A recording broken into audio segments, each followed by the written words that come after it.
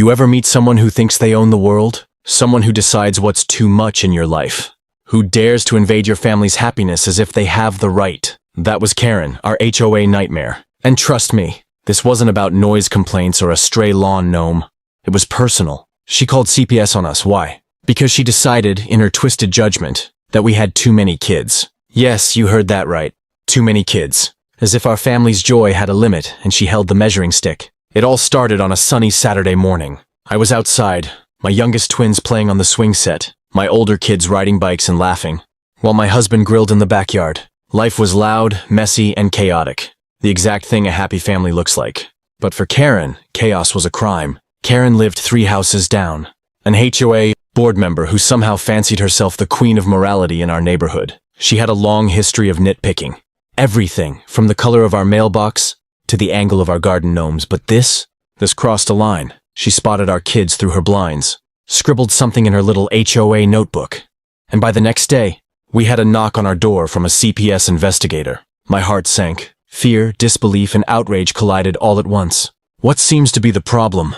I asked, trying to keep my voice steady, hiding the panic in my chest. There's a concern regarding the number of children living in this home, the investigator replied. I blinked. Did she really just say that? I tried to remain polite, but my mind raced. How could a neighbor dictate the size of my family? How could she call the authorities to scrutinize our home? Because she couldn't mind her own business? My husband, usually calm, looked ready to explode. We had followed every law, paid every fee, and yet here we were, treated like criminals for simply having a family. That night, after the investigator left, I called my brother, my lawyer brother, who had always been a pillar in times of crisis. I told him everything, Karen's history, her obsession with controlling our lives, and the latest absurdity. He didn't even flinch. In fact, he chuckled. Let me handle this. She's about to learn why you don't mess with family, he said. Little did we know, Karen was about to meet her match, and she had no idea the storm she'd unleashed by daring to question our right to be a family. The next morning, my brother arrived with that calm, unshakable confidence only lawyers have. He listened to every detail, took notes, and then looked at us with a half smile that said, "This is going to be fun. Karen doesn't know what she stepped into," he said, and suddenly I felt a glimmer of hope. He started by researching every complaint Karen had ever made to the HOA. The list was ridiculous. Lawn ornaments slightly askew, a single bird feeder she claimed was an eyesore, and one neighbor's dog she insisted was violating some imaginary noise ordinance. Nothing criminal, nothing even close to legal justification. And yet here she was, weaponizing CPS to bully a family. My brother drafted a strongly worded letter to the HOA, citing state family protection laws and clarifying that neighbors do not have the authority to determine family size. She's overstepping her legal rights in every possible way, he said. We mailed the letter and waited. Meanwhile, Karen had no idea the letter was coming. She continued her small acts of terror, peeking over fences, whispering rumors to other neighbors, even posting cryptic messages about safeguarding the neighborhood on the HOA forum. But my brother wasn't finished. He personally called the CPS investigator, assigned to our case, and explained the situation. He calmly laid out the facts. Our family was fully compliant with every law. Every concern was baseless, and the complaint was clearly malicious. By midweek, the investigator returned, not with intimidation, but with apologies. Karen's complaint had no standing. My brother had successfully shut it down before it escalated further. I remember standing in our living room, watching my kids play, feeling a mix of relief and triumph. Our family was safe again, and Karen's plan to disrupt our lives had completely failed. But the victory wasn't just about winning the CPS case. It was about reclaiming our right to live freely, laugh loudly, and raise our children without fear of arbitrary judgment. Karen had tried to assert control, but my brother had reminded us all that intimidation has limits when faced with knowledge, preparation, and courage.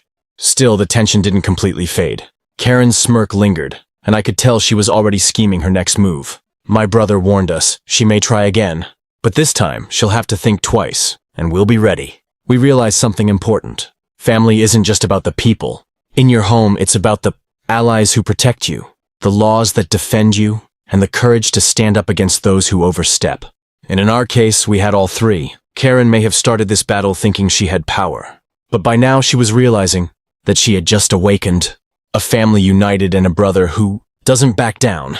Just when we thought the worst was over, Karen wasn't done. She had tasted confrontation, and instead of backing down, she escalated.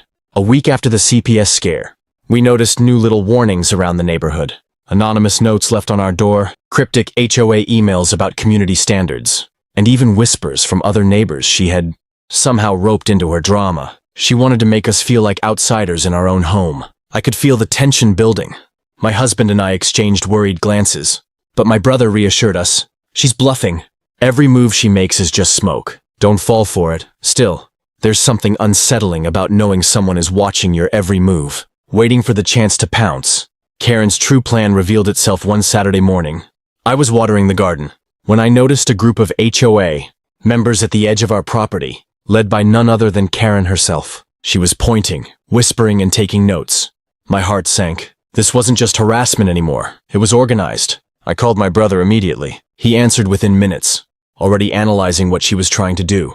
He quickly outlined a plan. First, we documented everything. Every note, every photo she took, every suspicious interaction. Nothing could go unrecorded. Second, we ensured that all our property and family activities were within legal bounds. Karen might try to fabricate rules, but she couldn't override the law. Finally, my brother made it clear. Confrontation would be public if needed.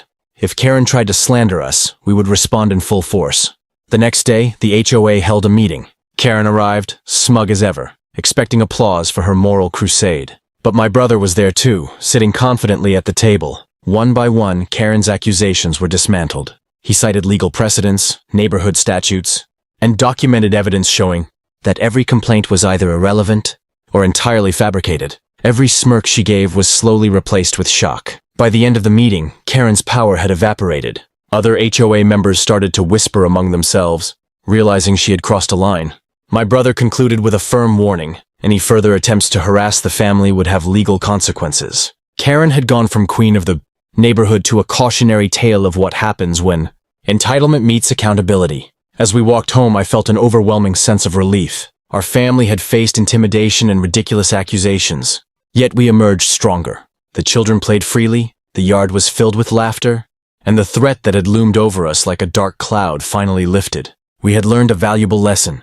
Standing together and knowing your rights can turn fear into empowerment. Karen may have tried to make us small, but in the end, it was she who felt powerless.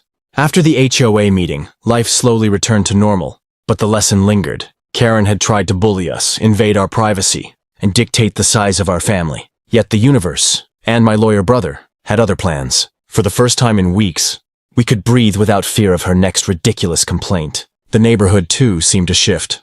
People who had once nodded politely at Karen's whispers now looked at her with wary eyes. Her influence was clearly waning, and whispers of her overreach started to spread.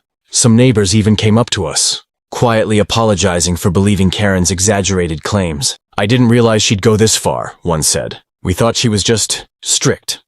I smiled, knowing our family's ordeal had exposed the truth.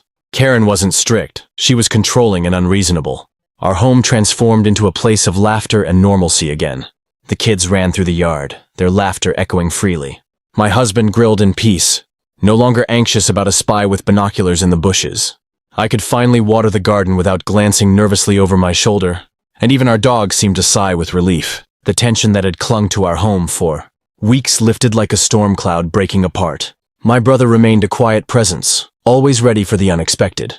Though the CPS scare was over, he made it clear that vigilance was key. "Don't wait for her to strike again," he advised. "Know your rights, document everything, and never be afraid to push back." His words stuck with me. A constant reminder that empowerment often comes from preparation and courage. Karen, on the other hand, faded into the background. Her attempts at intimidation were no longer effective, and she became a figure of quiet ridicule among neighbors. She had underestimated our unity, our knowledge of the law, and most importantly, our resilience. Her moral crusade had backfired, leaving her isolated and powerless. Reflecting on everything, I realized this wasn't just a battle about children or HOA rules. It was a test of family, courage, and community. We had faced absurdity, fear, and intrusion, yet we stood our ground. Our family was intact, our home was safe, and we had learned the strength of standing up for what is right. In the end, Karen's attempts to control us only strengthened our bond. The children thrived, our home became a sanctuary of laughter, and my brother's calm, strategic guidance proved that justice isn't just about laws, it's about protecting those you love. And as we watched the sun set over our backyard, I knew one thing for sure. No HOA Karen, no malicious complaint, and no arbitrary rule could ever take away our family's happiness again. The storm had passed, the skies cleared, and for the first time in a long while, peace reigned. If you enjoyed watching how we dealt with HOA Karen and her outrageous complaints, make sure to hit that like button. Don't forget to subscribe and turn on the notification bell so you never miss another wild neighborhood story. And I'd love to hear from you. Comment below and tell me, what would you have done if a Karen tried this with your family?